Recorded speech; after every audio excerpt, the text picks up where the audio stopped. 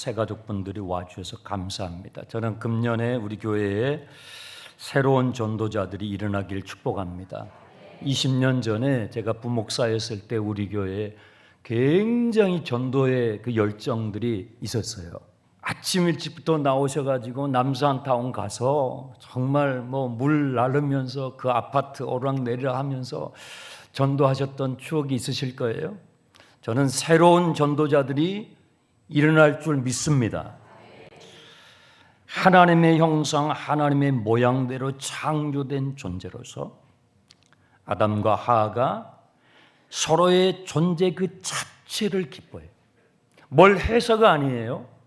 그냥 하나님이 창조하신 모습 그대로 그 자체를 기뻐하면서 한 몸으로서 살아가는 모습이 창세기 2장인데 그 기가 막힌 모습이 와장창 박살이 나요. 3장에서 1절을 보시기 바랍니다.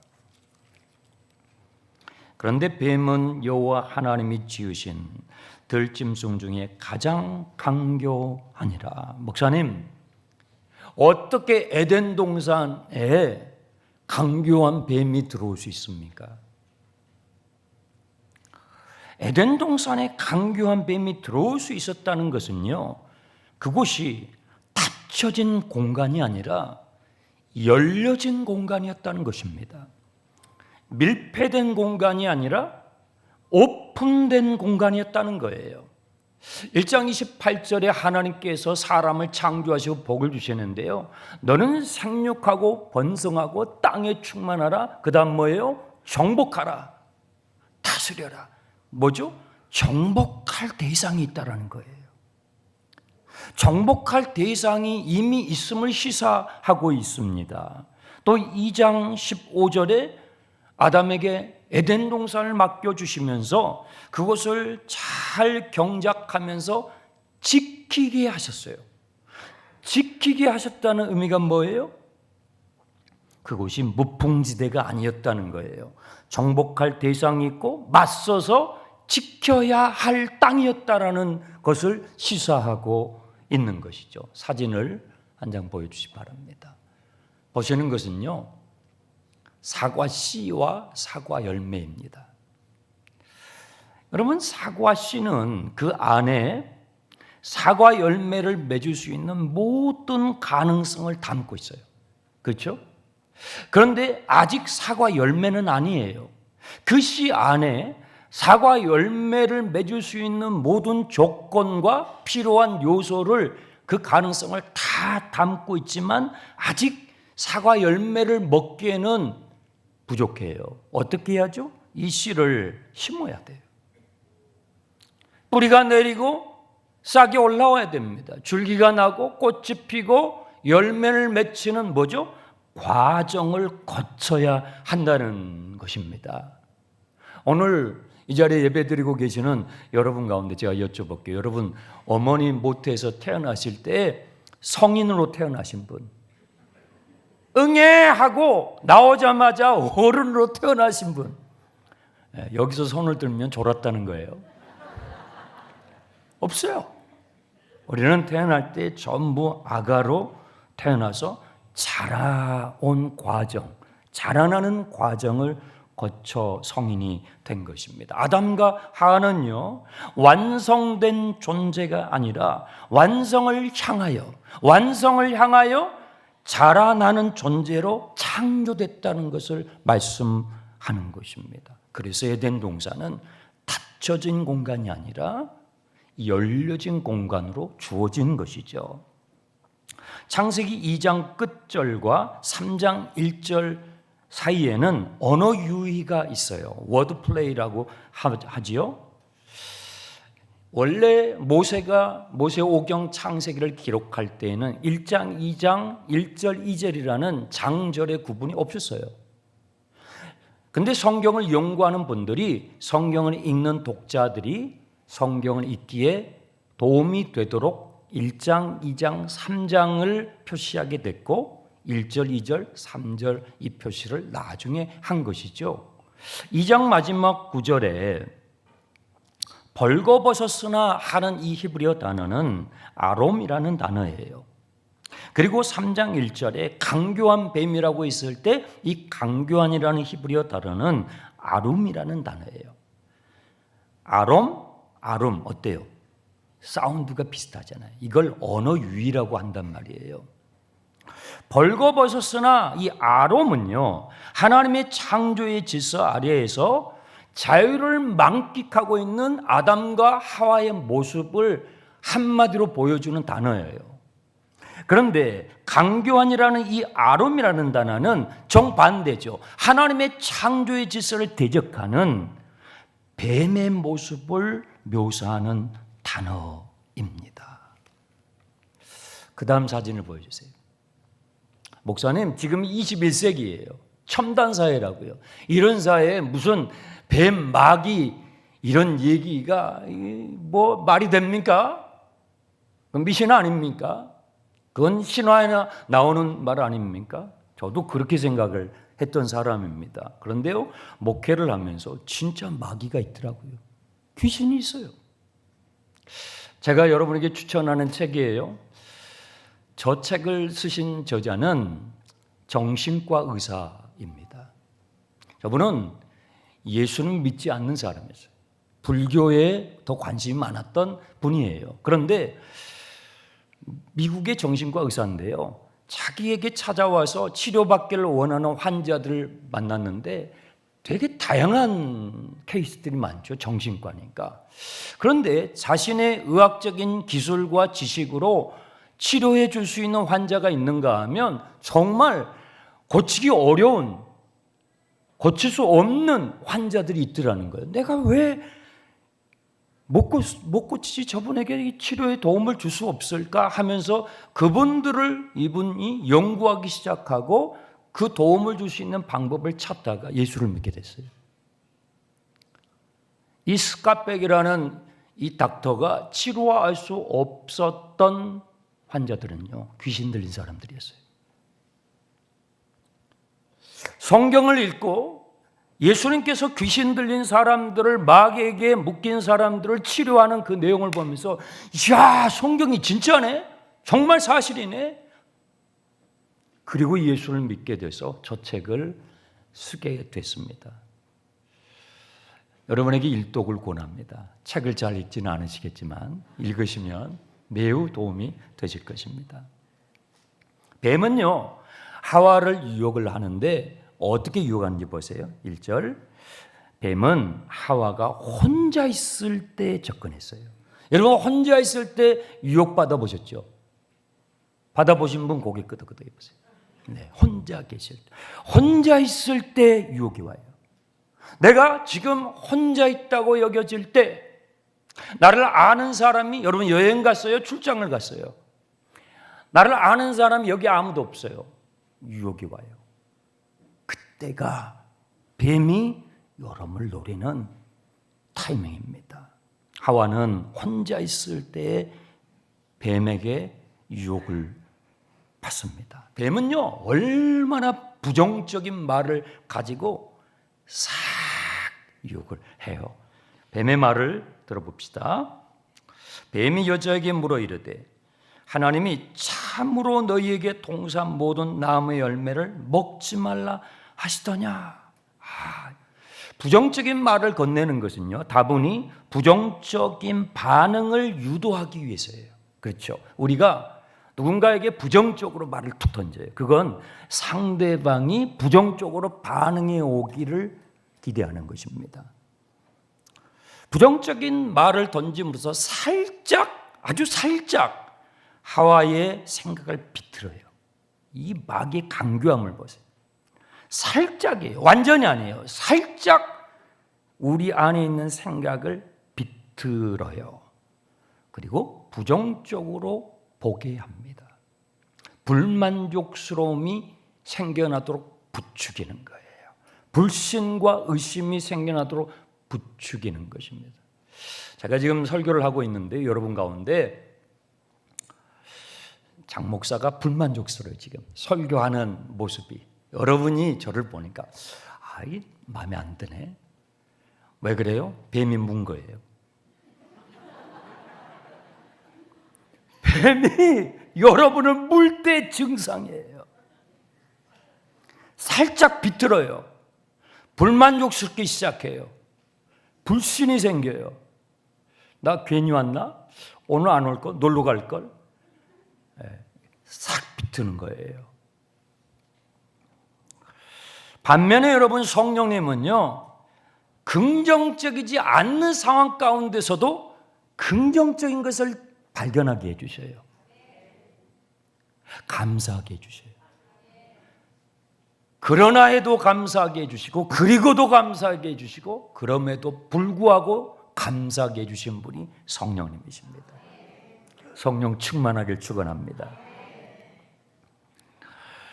여러분, 2절 3절에 하와가 뱀에 물린 증상을 한번 보세요. 여자가 뱀에게 말하되 동산 나무의 열매를 우리가 먹을 수 없으나 동산 중앙에 있는 나무의 열매는 하나님의 말씀에 너희는 먹지도 말고 만지지도 말라 없었던 걸 살짝 붙여요. 너희가 죽을까 하노라 있었던 것을 살짝 흐려요. 이게 증상이에요. 뱀에게 물린 증상이라고요. 하나님의 말씀에 없었던 걸 싹 붙여요. 하나님이 말씀하신 것을 살짝 흐려요. 하나님께서는 반드시 죽는다고 하셨잖아요. 그렇죠? 그런데 죽을까 하노라. 죽는다는 거예요? 안 죽는다는 거예요?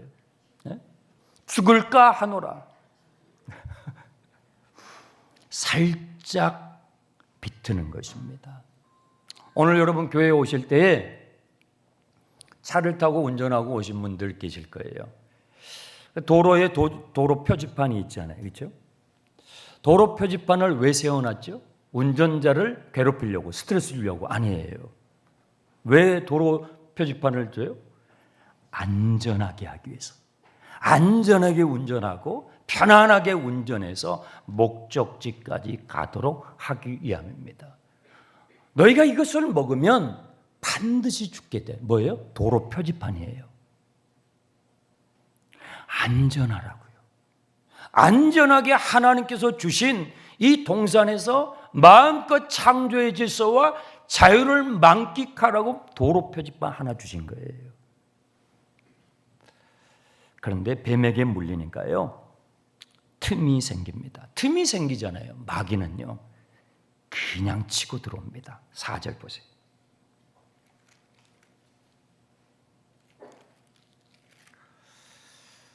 뱀이 여자에게 이르되 너희가 결코 죽지 아니하리라. 웃기는 소리. 그런 건 없어. 하나님이 말씀했다고 웃기는 소리. 그런 건 없어. 꼭 우리에게 하듯이 하지요. 하면서 5절에 너희가 그것을 먹는 날에는 너희 눈이 밝아져 하나님과 같이 될 거야. 자기 중심성으로 하나님처럼, 네가 하나님처럼 살라고 하는 죄의 본질이죠. 하나님을 왜곡시키는 거예요. 만약에 뱀이 저에게 와가지고, 마귀가 저에게 와가지고 이렇게 유혹을 했다면 저는 안 먹습니다. 여러분도 안 먹을 거예요. 그런데 이렇게 유혹을 했다면 여러분 먹을 거예요. 이건 먹으면 대박 날 거야. 떼돈 벌 거야. 그러면 여러분 먹을 확률이 매우 높을 거예요. 여러분 눈높이로 유혹해요. 마귀는 여러분의 눈높이에 맞춰서 유혹해요. 하와는 왜 이것이 유혹이 됐을까요? 하와에게는 너무너무 강렬한 유혹이었어요. 우리는요, 타락할 대로 타락해가지고 하나님처럼 된다는 거에 감이 없어요. 하나님처럼 되면 어떻게 될까에 감이 없다고요. 너무 추상적이에요. 그런데 보세요. 하와는 지금 아직 죄에 넘어지지 않는, 타락하지 않는 에덴 동산에 있어요. 에덴 동산에서 하나님과 대면하며 있는 하와는요, 그게 너무 유혹이 되는 거예요. 내가 저것 먹으면 하나님이 그것 먹지 말라고 했거든. 그것만 먹지 말라고. 근데 저것만 먹으면 나도 뭔가 될 수 있을 것 같아. 저것만 내가 얻어내면 나도 하나님의 수준으로 갈 것 같은 강렬한 유혹이 오는 거예요. 넘어지는 거예요. 우리의 눈높이로 유혹이 옵니다. 뱀에게 물리고 나니까 하와에게 없었던 것들이 자꾸 생기게 되는데요. 6절 보십시오. 여자가 그 나무를 본즉, 지금 뱀에 물렸단 말이에요. 먹음직하고 보암직하고 지혜롭게 할 만큼 뭐예요? 탐스럽게 탐욕이 들어와요. 하와에게 없었던 것이 생겨요. 탐욕이 들어와요. 여러분, 틈이 생기면요, 뱀이 우리를 물었을 때 틈이 생기면 그 틈에 탐욕이 들어와요. 그 틈을 탐욕이 채워요. 왜 사람들은 창조주 하나님을 그렇게 인정하고 싶지 않을까요? 하여튼 어떤 이론, 가설, 사상, 사조를 만들어내가지고 창조주 하나님을 배격하려고 그래요. 왜 그럴까요? 왜 그래요? 그것은요, 자기의 탐욕대로 살고 싶어서 그래요. 자신의 욕망대로, 자신의 탐욕대로 살고 싶기 때문에 어떻게든지 창조주 하나님을 배제해요. 어떻게든지 창조주 하나님을 내 인생에서 없애버리고 싶어요. 왜요? 내 욕망대로 살고 싶으니까. 내 욕심대로 살고 싶은 거예요. 사람의 유혹을 받는 것은요, 자기의 욕심에 이끌려 미혹되면이 욕심이 잉태하여 몰라요. 죄를 낳는 거예요. 그런데 사람이 죄를 지을 때 혼자 짓지 않습니다. 혼자 짓지 않습니다. 꼭 끌어들여요. 공범을 만들어요. 왜 그럴까요? 합리화시키려고. 나를 합리화시켜야 돼. 그래서 하와는 자기가 먹고 누구에게 주죠? 네, 남편에게, 아담에게 줍니다. 자기야, 나 이거 먹었어. 괜찮아. 자기도 먹어. 줍니다. 공범을 만들어 냅니다. 그러면 어떻게 해야 돼요? 여러분 같으면 어떻게 해야 돼요? 이 여편 내야 정신 차려. 한마디 해야 됩니다. 그런데 등신같이 그냥 먹었어요. 둘 중에 한 사람이라도 정신을 차리고 있어야 되거든요. 둘 중에 하나라도. 자식이 좀 정신 못 차리면 부모라도, 남편이 정신 못 차리고 있으면 와이프라도, 아내라도, 아내가 정신 못 차리고 있으면 남편이라도 정신 바짝 차려야 되는데 둘 다 넘어지는 거예요. 인생의 비극입니다. 둘 다 먹었더니 어떻게 됐어요? 하나님처럼 됐습니까? 너무나 초라하게 되었습니다. 7절. 이에 그들의 눈이 밝아져 자기들이 벗은 줄을 알고 무화과 나무 잎을 엮어 치마로 삼았더라. 전에는요, 벌거벗었어도 부끄럽지가 않았어요. 그런데 이제는요, 부끄러워요. 전에는 가리지 않았어도 돼요. 옷값이 하나도 안 들었어요. 옷값이 하나도 안 들었다고요. 그런데 이제는 가려야 돼요. 전에는 친밀했던 하나님이 이제는 두려워요. 전에는 하나님의 얼굴을 대면했어요. 그런데 이제는요, 하나님의 얼굴을 피해요. 잠수하고 싶어요. 목사님, 이제 잠수하고 싶어요. 뱀이 문 거예요. 그 사람은요, 뱀이 문 거예요. 뱀에게 물렸을 때의 증상이에요. 분리가 생겨요. 담이 생기는 거예요. 여러분, 죄가 내게 들어오잖아요. 그럼 담이 생겨요. 저 사람하고 나하고 담이 생겨요. 하나님과 나 사이에 담이 생겨요. 분리가 생겨요. 죄는요, 분리를 가져와요. 죄는요, 분리를 가져와요. 담이 생기는 거예요. 이런 아담을 하나님께서 어떻게 하십니까? 9절을 보십시오. 여호와 하나님이 아담을 부르시며 그에게 이르시되 아담아 내가 어디 있느냐? 아담아 내가 어디 있느냐? 여러분 펜이 있으시면 9절에 어디에다가 동그라미를 해주시기 바랍니다. 아담아 내가 어디 있느냐? 하나님께서 모르실까요? 아셔요. 알고 계셔요. 아담아 어디 있느냐라는 이 어디는 하나님을 떠나 숨은 아담의 현실이에요. 너의 자리는 거기가 아니잖아. 너가 있어야 할 자리는 그곳이 아니잖아. 그 자리에서 돌이켜라. 그 자리에서 돌이켜라. 지금 여러분은 어디에 계십니까? 지금 여러분의 자리는 어디에 계십니까? 지금 여러분의 가족은 어디 있습니까? 지금 여러분의 자식들은 어디 있습니까? 주님이 우리에게 물으시는 거예요. 3월 마지막 주일이 부활주일이에요. 그래서 1차 전도 초청일이에요. 저는 부활주일에 여러분이 기도하고 작정하고 있는 여러분의 가족들이 다 함께 와서 하나님 앞이 우리의 자리예요. 여러분의 식구들, 여러분의 가족들, 여러분의 자녀들, 손자들, 손녀들 다 하나님 앞에 와서 예배하는 예대의 기쁨을 맛보는 부활주일이 되시길 주님의 이름으로 축복합니다. 기도하겠습니다. 아담아, 내가 어디에 있느냐? 오늘 우리에게 물으시는 주님의 음성을 듣습니다.